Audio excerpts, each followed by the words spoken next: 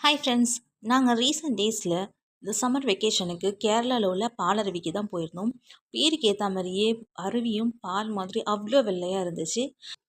இது எங்கே இருக்குது அப்படின்னா கேரளாவில் அரியங்காவூர் அப்படிங்கிற பிளேஸில் தான் அந்த பாலருவி இருக்குது. இந்த இடமும் ரொம்பவே அழகாக இருந்துச்சு.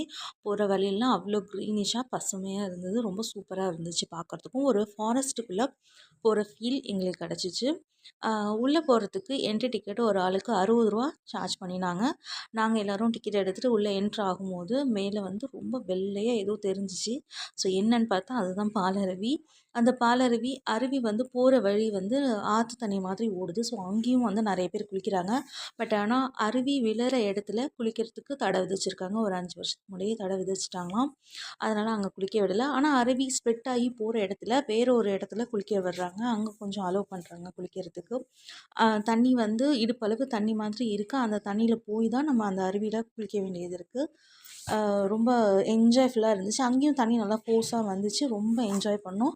நல்லா இருந்துச்சு இந்த டூர் போனதுக்கு. உங்களுக்கு அந்த அடுத்த சம்மர் வெக்கேஷனுக்கு ஏதாவது பிளான் இருந்தால் இந்த இடத்த கன்சிடர் பண்ணுங்கள். தேங்க்யூ ஃபார் வாட்சிங்.